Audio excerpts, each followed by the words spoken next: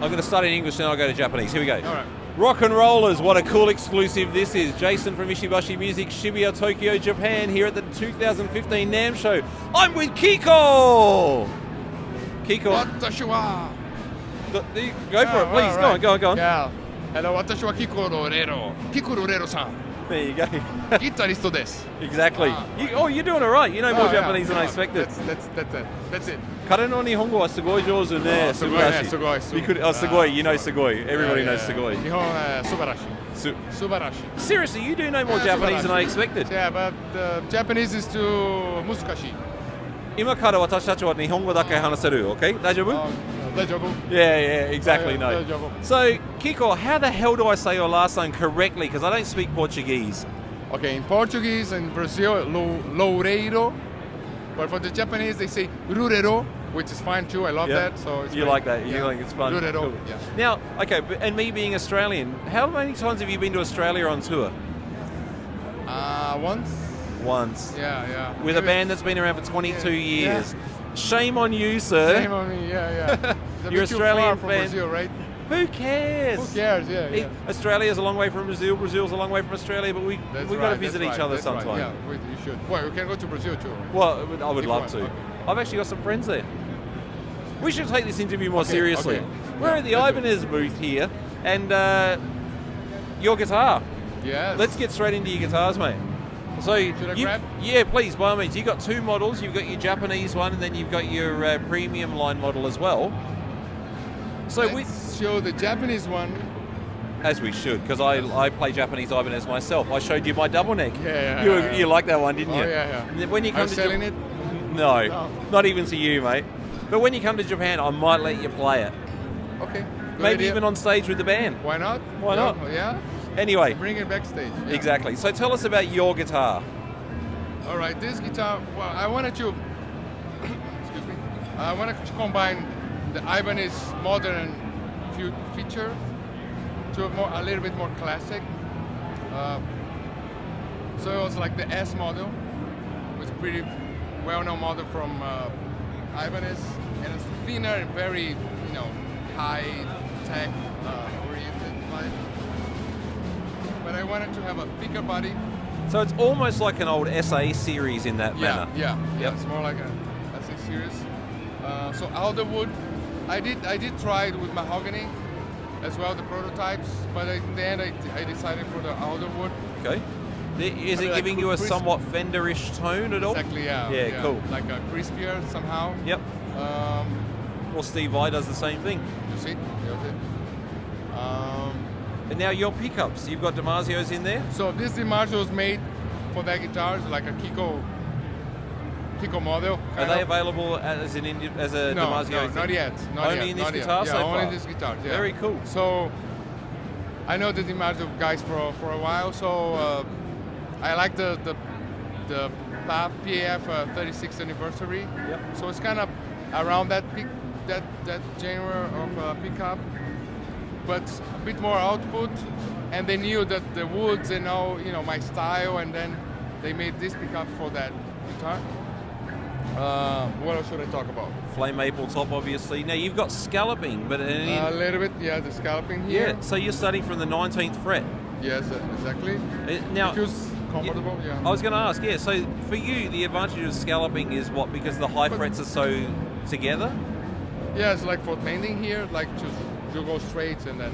Okay. Feels comfortable, And the inlay. What's the story with the inlay on there? No, my first idea, I wanted to. It's like the dot, right? Yep. Bit. But the Amazon native Indians, they always, when they see any image, they try to do the images with this graphic, and always very square. So even if it's like a turtle or something, they do the design of the turtle in squares, or like an alligator or any animal, they're gonna do always square, always like lines, or square. And that different than like the Asian native. Oh, of course. Because always like this round, flowing thing, isn't it? Like the Asian in general. In many ways. Yeah, no, it I'm makes saying sense. In general, you know, if you see like these tribal tattoos, it's always very round. Yeah. Because very Asian.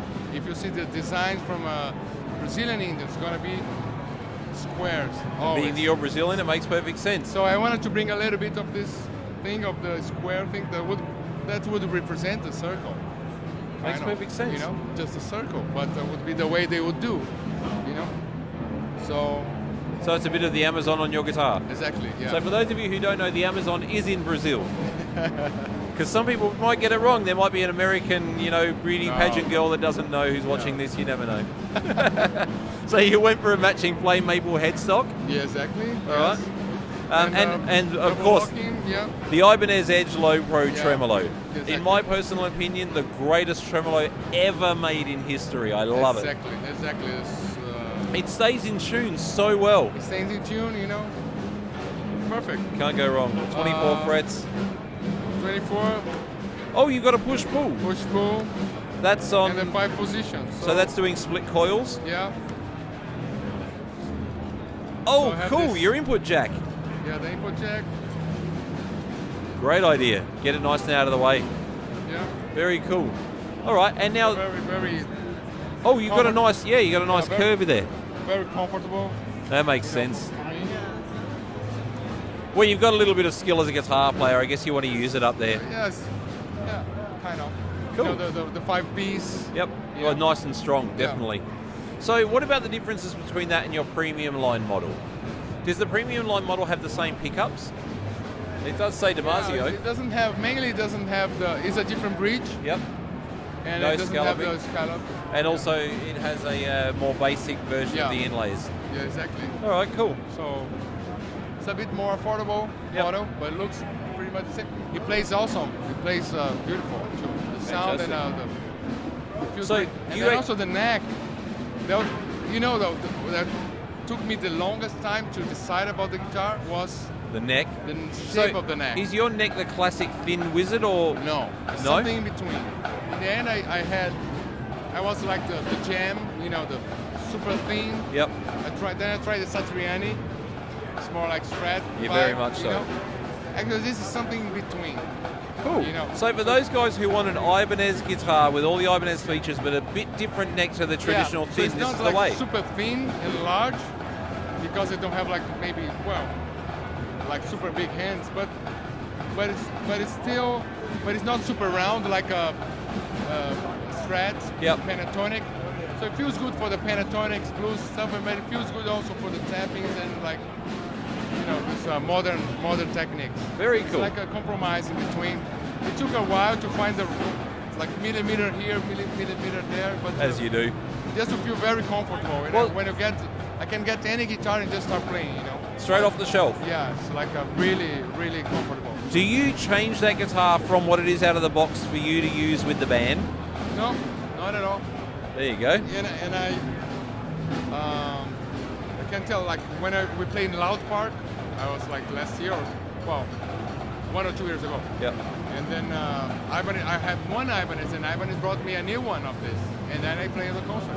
And you played that as well. Yeah. Easy. Yeah. And then when I'm doing clinic tours, I have one with me, and then the spare one that I use as well is always provided by the distributor, the local distributor. And you're always comfortable to play that. Exactly. So there you go. I think that's the idea. Otherwise, it's not a signature model. No, of course, but not everybody does that. Wow, so me being an avid Ibanez player, and I own a lot of them, as most of you who watch my videos know, I get people requesting, I want an Ibanez but without such a thin neck. Kiko's guitar could be your answer. Yeah. There you go. Yeah. Well done, you bought something new for him. So now, before we sign off, you were carrying a copy of Young Guitar magazine. I just got this beautiful magazine here. You may know that one. I've been writing. I write a page here every month. Yeah, in the magazine. Yep. Yeah. But flipping through the magazine. And then we have that here, our new album, Secret Garden. And you know what?